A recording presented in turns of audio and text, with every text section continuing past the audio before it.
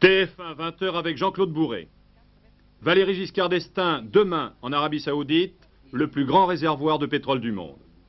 Les municipales à Paris, les hypothèses après la candidature de Jacques Chirac. L'épave du Bolène, colmatage enfin terminé.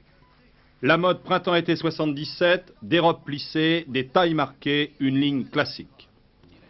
Madame, mademoiselle, monsieur, bonsoir. Ils ont fait plus de 100 fois le tour de la Terre en 500 vols. Ils, ce sont les Concorde. Le 21 janvier de l'année dernière, à 12h40 précise, le Concorde d'Air France et celui de la British Airways décollaient à la même seconde. Tout cela, vous l'avez vécu en direct grâce aux caméras de TF1. Le Concorde d'Air France avait à son bord une seule équipe de télévision, celle de notre chaîne. Maintenant, après un an d'exploitation, c'est l'heure du bilan. Côté rentabilité, c'est le déficit, 220 millions de francs. Mais Concorde ne vole pas sur son réseau définitif, il n'a effectué que 500 liaisons sur des itinéraires qui sont les débuts d'un grand réseau. Et on attend notamment le 10 février prochain avec impatience la décision des autorités américaines pour une liaison Paris-New York. Près de 30 000 passagers ont été transportés, soit un taux de remplissage de 61% des avions Concorde. Il est évident que l'avenir du supersonique franco-britannique passe d'abord par les autorisations d'atterrissage qui lui sont nécessaires pour se poser aussi bien à New York qu'à Tokyo. La British Airways dispose maintenant de 3 Concorde, Air France également, mais la compagnie française recevra un 4e Concorde en avril. Présidentiel. Le président Giscard d'Estaing accompagné de 2 ministres, M. Derain pour les Affaires étrangères, M. André Ross pour le extérieur. Le président d'Estaing sera demain dans un pays en pleine expansion économique. Grâce au pétrodollar, les Saoudiens ont lancé une industrialisation tous azimuts. Arabie Saoudite, Jean Dominique. Ces deux bouteilles symbolisent assez bien les esprits sculptés du développement de l'Arabie Saoudite. Première bouteille d'essence, elle coûte 19 centimes litre en Arabie Saoudite. Celle-ci, un petit riz également porté très cher. On se la procure dans le souk, 2 francs 25 le litre. Et ça peut permettre à l'Arabie Saoudite de développer. Mais chaque fois que l'on cherche de l'eau, que l'on pose un trou, c'est lui que l'on trouve. Or, l'Arabie Saoudite est 5 fois plus vaste que la France et pour la majeure partie de son territoire, elle est couverte de désert. L'Arabie se prend où elle se trouve dans la mer Rouge au sud des golfes arabo-persiques nord. C'est une dénisation de mer construite par les Américains près de Jeddah, près de 20 millions d'euros par jour. Les Japonais ont construit d'autres 2 fois plus importantes à côté. D'autres usines par existent en construction. Cette eau coûte cher et c'est grâce au pétrole que la Saoudite peut se la payer. Elle vient d'augmenter sa production de plus de 25%. Préservative et de vendre sur marché moins cher que les autres producteurs. Elle est le principal exportateur de pétrole du monde des terminales de Astana, véritable science des gens. Après, 1/5 pétrole mondial s'en va vers l'Europe et l'Asie. Avec les bénéfices de bénéfices, ils sont à peine 7 millions, s'organise une vie occidentale. Touré de Riyad, il connaît des emboutages qui n'ont rien envié à ceux de Londres à New York. Partout dans le pays, on construit des entrepôts, des routes, des ateliers. L'air prend le visage d'un véritable chantier, grâce notamment à l'importation de manœuvres étrangères, américaines, européennes, qualifiées, ou au contraire de simples qui doivent venir du Pakistan, du Sud ou de Colombie. Les Saoudiens, eux, prennent le métier d'homerie, les collèges bien équipés, ils sont encore tombés sur réservés dans ce pays à la tradition islamique plus stricte. Ici, pas de cinéma, alcool, les femmes ne sortirent que complètement voilées. Les lycéens jouent sans faire d'économie excessive des buts les plus sophistiqués de la technologie occidentale.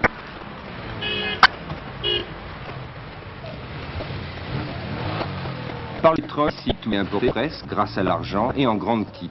Pour être déchargés, les bateaux doivent attendre 2 et 3 mois le large port de Jeddah ou de celui d'Amman. Pour du temps, ils ont plus des Oriades et pas de Jeddah, déchets, cargo ciment.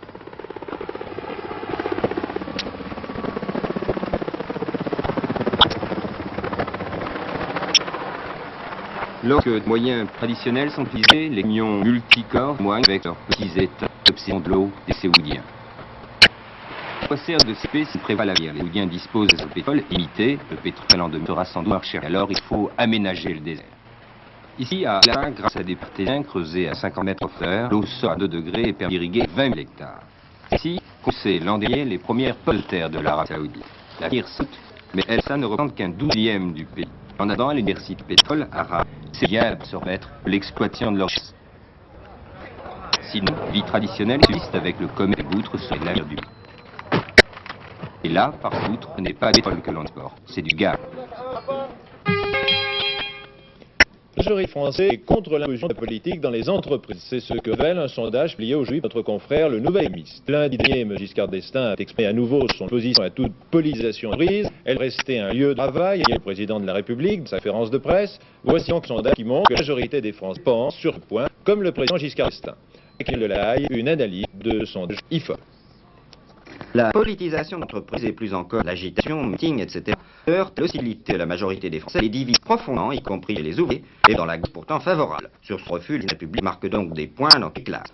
En revanche, les Français opposent moitié-moitié, penser à la majorité que les ponts et proclamant de neutralité sont en fait de politique, et une petite moitié que c'est faux. C'est là un argument pour la gauche, dénonce le rejet de la politisation comme un camouflage politique pour la défense du système dominant par le patronat et le pouvoir. Politique d'entreprise, le IFOP Nouvel Économiste montre ainsi que la moitié des Français sont contre, un quart seulement pour et un 5 indifférent. Les plus hostiles, le chef de l'État porte sur la moitié des salariés, plus encore chez cadres et employés, et sous sur les quarts de la majorité. Les plus visés, les ouvriers, près de la moitié sont cohabitation dans l'entreprise, un tiers pour et cinquième sans désintéressé. On le trouve à gauche, une petite moitié pour, mais gros tiers opposé. Même à gauche, ce n'est pas un tremplin facile. Politique à l'usine, même avec des syndicats politisés, butent ainsi sur une vieille méfiance donnée par trois terres. La politique, ça et se troller, sont des messes pour prendre voix, et surtout, c'est un jeu dangereux dont il ne faudrait pas se mêler. Les communistes de plus actifs avaient 9000 prises contre plus de sociétés à 200 PR que pousse Chirac, c'est bien c'est très hésitant. Tous ces partis nous trompent. Quel millier écrit Roland Leroy en 8 n'a pas entendu cet argument justifier la passivité travailleur. La politisation bondit depuis 3 ans avec l'offensive relancée par le PC que contre le patronat. En minorité de gauche, les communistes, pour contrebaisser les socialistes, ont entrepris de renforcer leur position sur leur terrain, la classe ouvrière, afin de conquérir à la fois des voix et points clés dans l'économie. Le PC a des actions politiques sur le syndicalisme CG, en comptant que là augmente plus les adhésions et l'influence du parti. Simple lieu de travail, front des classes, l'entreprise est en fait entre vital, notre système d'action et emploi, système qui, parfois, dans un consensus pique, une contestation religieuse, il est en tout cas les Français tiers à régler le cœur et l'idéologique sur le train de leur gagne-pain. La candidature de Chirac à la mairie de Paris a provoqué ce vendredi de nouvelles réactions, mais avant de les entendre, je vous propose de faire le point pour essayer d'y voir un peu plus clair après ce tour en politique. Patrice Hamel. Oui, à l'issue d'une haine un peu folle, il en effet fait au point. Lundi, donc, au cours de ce conférence presse, Valéry Giscard d'Estaing présente les nouveaux principes pour la majorité, pluralisme, diversité, mais organisation tactique et unité sur un programme. Républicains, les centristes et radicaux approuvent. Jacques Chirac décide, lui, de demander au Dieu Rémbar, en un moment, à conciliation, le début de la corrélation générale, à son intention de présenter à Paris. Initiative et général interprété à ce moment-là comme un dit au ministre de la majorité. Et voilà, président de la République, même si Jacques dise qu'il gît des filles à l'opposition. Dornan Le Sel, de son côté, maintient sa candidature. On peut donc dire ce soir qu'il y aura bien du AMAJP. Michel Dornan mènera avec l'appui du gouvernement, du Premier ministre, qui inviterait en sa faveur, et des partis républicains indépendantistes radicaux. Jacques Chirac sera lui le propos du EPR qu'il plaide. Dans l'opposition, la situation n'est pas très claire, non plus il est difficile de dire aujourd'hui communistes et socialistes tireront ensemble la bataille. Actuellement, on en est plutôt à l'heure des surchères. Se présente la situation, constatez le tableau corps et on évoque mal les hypothèses. Première hypothèse, Jacques Chirac est cœur de Paris, il prend en doute une dimension supplémentaire, mais sa victoire remportée constamment du gouvernement appuyé par le Premier ministre. Et la campagne ouvrière sera certainement pour le moins dente. Il y aura donc des problèmes. Deuxième hypothèse, c'est Michel Dornan qui gagne la bataille de Paris. L'ancien Premier ministre vaincu perd en doute beaucoup plus de ce compliqué. La dynamique du père prend un coup et là où le paysage se transforme. Troisième hypothèse, la victoire de l'opposition. Si l'on croit les chiffres, les derniers tests zéro, elle est peu probable, mais certains actuellement n'excluent pas que l'opposition profite de cette vision de la majorité. Reste deux points d'interrogation. D'abord, comment la majorité réussira-t-elle à amortir le choc créé par l'initiative Jacques Chirac? Pourra-t-elle retrouver après les missions une cohésion en côte Paris et une certaine sérénité? Deuxièmement, le plan de redressement risque-t-il, comme en était hier Raymond Barre, souffrir des visions de majorité? C'est un élément sans doute essentiel de la situation, à un moment où il ne faut oublier la priorité numéro 1 du gouvernement. Et Régis Dessins l'a encore réaffirmé au cours de conférence presse, la priorité numéro 1 reste lutte contre la hausse des prix et pour le chômage. Au-delà des émis des cœurs, on peut penser que le président de la République, son Premier ministre, doit avant tout avoir cette action de redressement et c'est à l'heure actuelle la principale préoccupation des Français. Dans le qui oppose Jacques Chirac, RPR, à Michel Dornan, républicain indépendant, donc sein de la majorité, il y a un point précis sur les deux partis n'ont le même point de vue. Jacques Chirac conteste en effet que toutes les instances de majorité étaient consultées pour savoir quel serait le candidat unique de cette majorité de Paris. Voici la réponse de M. Michel Dornan au micro de Pierre Douglas qu'il a rencontré à Paris cet après-midi. Chaque élection, la majorité s'organise pour désigner ses candidats. 20 ans là-dessus, ça a été les élections municipales dans toute l'Île-de-France, pratiquement. C'est bien comme ça qu'on a procédé. C'est le ministre qui, en compte, se prononce. Pourquoi est-ce que le ministre sur mon nom? Il a consulté toutes les formations majoritaires à plusieurs reprises. UD compris, puisque dans l'heure se trouvaient, dans les représentants qualifiés de l'UR, se trouvent M. Guichard, M. Guénard, M. Labbé. Et s'il s'est décidé pour mon nom, c'est parce qu'il a daté qu'il ne semblait pas y avoir d'objection, ce nom. Alors, vous pouvez regarder maintenant comment est venue la candidature de M. Jacques Chirac, comment il a procédé. Il n'a consulté ni ses propres élus de Paris, ni ses partenaires de majorité. Il s'est désigné tout seul, sans d'autres. Vraiment, quand on entend parler de concertation, je trouve des propos un peu étonnants. Puis vous voyez, en réalité, ces prétextes au refus de ma candidature, c'était des histoires qui se passaient dans un contexte et de climat politique. Une question, Monsieur Michel-Arnaud, je voudrais vous la poser sous l'angle des Parisiens, qui, après tout, sont les premiers intéressés dans cette affaire. Alors, Monsieur Chirac a indiqué que les Parisiens et les Parisiennes sauraient, une fois de plus, montrer l'exemple au choisir. Il a dit cela en annonçant sa candidature. Il a indiqué hier qu'il est le seul candidat pour cette majorité. Ne craignez pas que les Parisiennes et les Parisiens soient particulièrement gênés par cette situation, car ouvre opposition aux hommes majorité. Ah, effectivement, la candidature de M. Chirac porte perturbation. Je crois qu'elle apporte aussi des risques qui sont graves, il vient les voir. M. Chirac ne peut pas que, pour lui, c'est le prétexte à une bataille politique. Et il dit qu'il vit porter un défi d'opposition à Paris. Pourquoi Paris? Pourquoi Paris, où les trois quarts des députés sont des députés de la Brité, vient de l'élection 73, le président de la République a obtenu 57% des voix, c'est pas à l'opposition, c'est à la majorité. Si M. Chirac voulait sans opposition lancer un défi à l'opposition, à Paris qu'il fallait faire, c'était dans un des fiefs de l'opposition, Marseille, par exemple, détenu par l'opposition, tandis qu'à Paris, c'est malheureusement la majorité qui impose. Quand pour sa candidature à Paris, M. Chirac apporte un facteur de division regrettable dans la majorité. Il ne lance pas un défi à l'opposition, au contraire, dans une ville où notre élection semblait assurée, cette division risque de favoriser justement l'opposition. De ce côté, M. Yves Guérin, délégué politique RPR, a précisément réfuté les déclarations de M. Dorneau sur la procédure régulière ayant appliqué la candidature à la candidature de M. Yves Guérin fait cette déclaration à TF1 dans le journal 13. Il est évident, alors que le Paris allait être élu, cette élection prend une dimension nationale. Il ne pourrait pas en être autrement. Alors, entre national et tension dramatique, il y a une nuance. Je ne sais pas que les choix dramatiques, mais elles sont vraiment très sérieuses. Si les choses ont cette pour eux, je crois qu'ils ont été engagés à un moment. M. Dorneau, par exemple, dit qu'il y a eu un accord de la majorité sur ce nom. Je peux dire qu'il n'y a rien, et je le sais, car j'y étais au moment où la question a été débattue, cette candidature. Que les Républicains indépendants, à la réunion du 12 novembre chez le ministre d'État des Guichard, ont annoncé le nom de M. Dorneau, nous avons levé les bras au ciel. Parce que nous pensions qu'il était capable de faire la décision en les temps marginaux. Parce que M. Poniatowski a proposé de soumettre immédiatement la chose à l'arbitrage du Premier ministre, nous avons contesté la précipitation de la procédure. On pouvait passer la précipitation. Je voulais à dire que le Premier ministre, mal conseillé, prend sur M. Dorneau. Et il y a donc un accord fondamental dans la majorité. Il y a toujours eu un désaccord fondamental dans la majorité sur la désignation de M. Dorneau. L'article ministre, M. Jean Marchais estime que la candidature de M. Chirac est une action spectaculaire destinée à biaiser l'opinion. Robert, ministre chargé des relations avec le Parlement, constate que la vie sociale est heureusement calme hors du parisien. Je souhaite, M. Lin, que la majorité demeure unie aux premiers effets du plat commence à faire cire.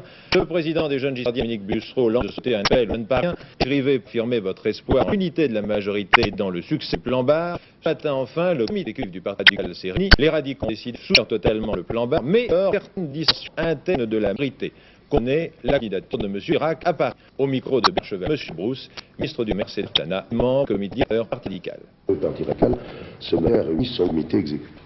Celui-ci a d'abord l'idée d'avancer le congrès statut du parti au printemps, et on a eu bien sûr un débat sur l'affaire de Paris, bien sûr. Et normalement, conformément au statut du parti, le comité exécutif a engriné la position de la Fédération radicale socialiste de Paris, j'ai prononcé de la manière la plus claire pour le soutien et la participation politique que présente M. Michel. En quelque sorte, vous initiative Jacques Chirac. Dans le communiqué même, le comité exécutif a indiqué qu'il regrette que des élections de cette nature de la majorité puissent mettre en danger le plan de lutte, l'action que nous avons derrière le Premier ministre Raymond Barre, et nous avons souhaité que tout soit mis en œuvre pour que cette lutte prioritaire contre l'inflation et pour le redressement économique de la exploitation. La 3e chambre correctionnelle de Paris a ordonné ce mise en liberté des 8 ouvriers culpés après les incidents qui s'étaient produits dans le mardi à mercredi dernier. Un toit sans exemplaire du Parisien libéré avait été répandu sur la chaussée par les ouvriers du livre et la police était intervenue. Le palais de justice de Paris était donc verbalisé cet après-midi par les forces de l'ordre afin d'éviter cet incident. Plusieurs milliers du livre ont manifesté dans la gare Nord au bar d'Allier. Il n'y a pas eu d'incident, la manifestation a rassemblé 30 000 personnes, selon la CGT, s'est dispersée de calme. Les quotidiens parisiens repartent donc normalement d'un samedi. Les quotidiens de province n'ayant pas fait part d'ordre du syndicat du livre qui compte uniquement la région parisienne. Au moment où la presse verse une crise, il est toujours associé à la naissance d'un maire. Paris, le quotidien Madame Sino Delca, avait display à 4 ans, jour reparaît, pas sous forme d'un quotidien, mais sous la forme d'une publication email. Paris va publier un dossier sur les grands territoires, mais il n'est pas impossible dans un jour, Madame Delca décide de refaire paraître Paris sous la forme quotidien. Nous sommes notre frère Humanité et Peau Neuve. La présentation de la première page est complètement ouverte. Il s'agit de faire un journal plus vif, plus combatif, avec de grandes enquêtes, notamment sur la question vie des Français. Une nouvelle formule pour lundi prochain. Dès aujourd'hui, notre conférence a publié un numéro 0 à titre, c'est celui que je viens de vous montrer. S'ouvrir fera bien grève à l'électricité de France. 1er février prochain, les régions précises, aussi 5 syndicats aux régions parisiennes ont décidé individuellement de ne pas prendre part à la grève du 1er février. Le mot d'ordre de la fédération reste la le ensemble de France. Air France fait une grève de 24 heures le 20 février prochain pour le personnel. Les syndicats demandent une augmentation des salaires, amélioration des conditions de travail. Large des côtes françaises, la lutte contre les pollueurs se poursuit. Monsieur Sansker, ministre de la Qualité de la Vie cet après-midi, nouveau système de détection des pollueurs. Le système combine la surveillance par ciel, mer et terre. Un avion a été équipé d'un appareil infrarouge, cam qui transmet directement des images à un navire en liaison avec lui. Un navire également équipé de caméras pour des pétroliers des larges. À 38 km au reste de l'île de Saint, par 100 litres de fond, 9000 tonnes de mazout font toujours peser une grave menace sur les côtes bretonnes. Le pétrolier Ben, coulé en novembre dernier, les compagnies spécialisées pour sous-marines pensent pouvoir colmer les brèches en 10 jours, elles ont mis 2 mois. Mais maintenant, on ne coupe pas les brèches. Un reportage de envoyé spécial sur place, Claude Mont.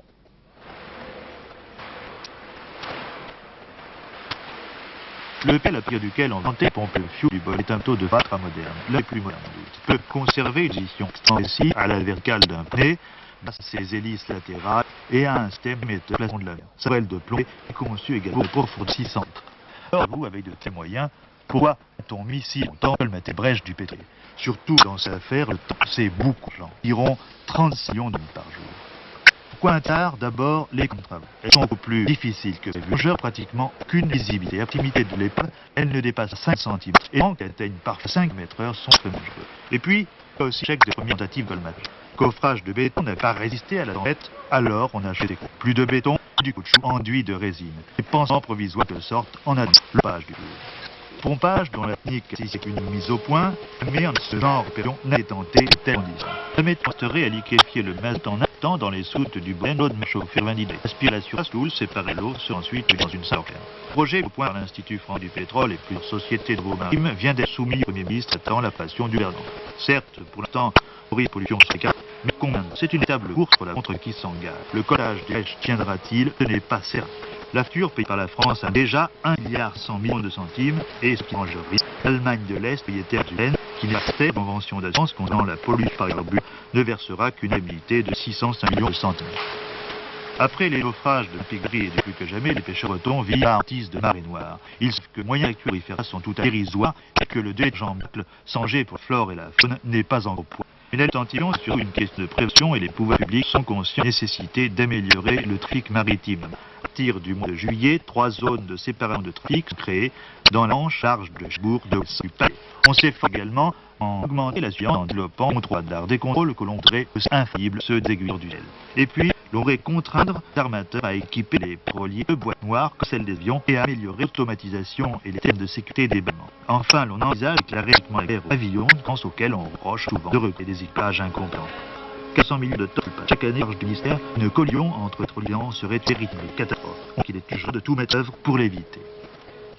Un télégramme que l'on m'apporte un instant en France de Madrid, le prince Felipe, le fils aîné de Juan Carlos, est officiellement désigné ce soir comme prince héritier d'Espagne. Le prince Felipe est âgé de 9 ans, avec d'autres informations. Mot d'ordre de la NCF pour le 6 janvier prochain, des négociations salariales ont débuté entre les syndicats et la direction, qui a rappelé qu'en 1976, l'augmentation de ceci entre 12 et 15,5%. Les discussions se poursuivront le 2 février, mais le trafic risque donc sérieusement perturbé le 26, puisque la CT, CFT et Force ouvrière ont à cette grève.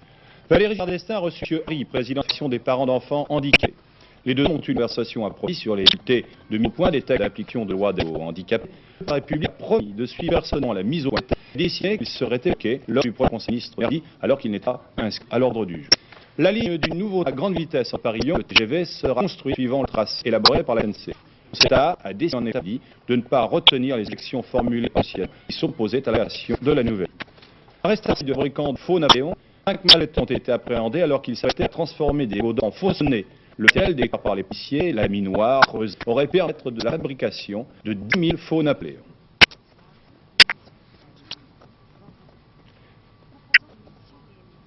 Le deuxième idem, c'est tout ce matin à Cannes. 6 disques représentant 4 pays sont venus sur croisette vendre le prochain tube de l'été au marché national de disques et de l'hélice. Il s'agit d'une industrie importante, France et vie, 200 personnes. L'éruption du volcan Zaïmira-Congo aurait fait plusieurs centaines de morts et des villages entièrement détruits par les laves. C'est ce qu'on dit à Bruxelles dans le lieu de jeu qualifié. Départ du 5e de Montéglot-Main à Concorde, qui partent par car 200 voitures vont prendre des temps. 10 villes européennes, cette année, une fois de plus, est au rendez-vous. Ce qui met une course spectaculaire. Les favoris comme le passé sont les anciens Stratos avec l'Android. Au principal Fiat et le parcours concentré de 100 km. Conduit à l'écurant, l'arrivée du rallye prévu vendredi à Menin. La météo, maintenant, pour terminer ce journal, eh bien, pour donner la météo, pluie avec rafale de la Corse et de Provence, mais ces pluies s'étendront sur Languedoc-Roussillon. Pas ailleurs des bouillards, de matin, il y a le jeu. Demain soir, de nouvelles pluies borderont la Bretagne, les températures auront légèrement baisse. Vers 23, le dernier journal avec Alain Audet. Je souhaite une excellente soirée au nom de toute l'équipe de Actualité. Bonsoir.